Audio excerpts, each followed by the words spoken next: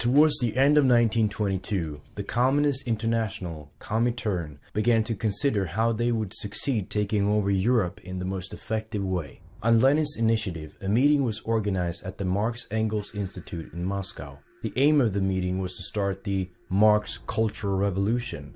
Among those present at the meeting was George Lukács, a Jewish Hungarian aristocrat and a son of a banker.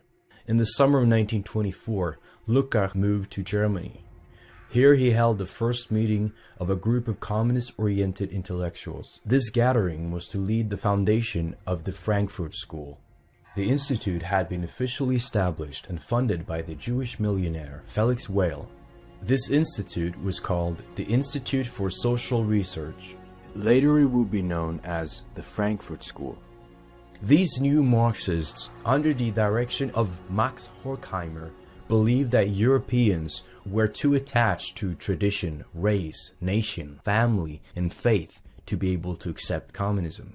Antonio Gramsci, while in prison, described that Marxism and communism could only flourish after a long march through the cultural institutions. Only then, after they had corrupted all Western values and made life impossible for us, could they impose the dictatorship of the proletariat.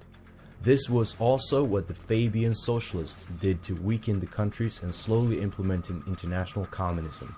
The mantra would now be change and destroy Western culture before communism would be accepted.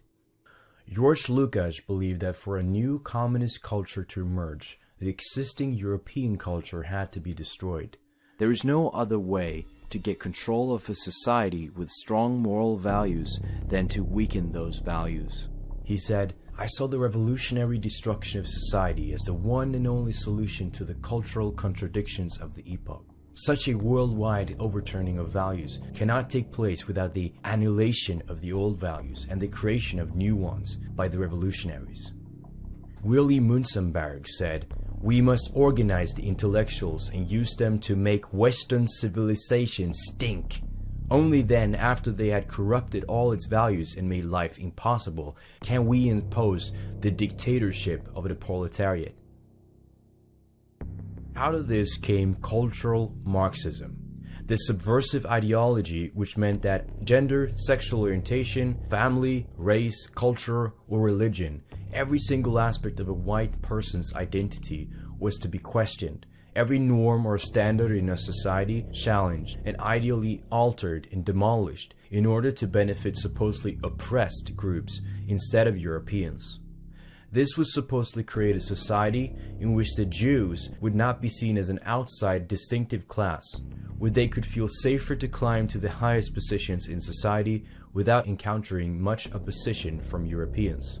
The entire purpose of cultural Marxism was to delegitimize and banish European ethnic interests and replace them with minorities.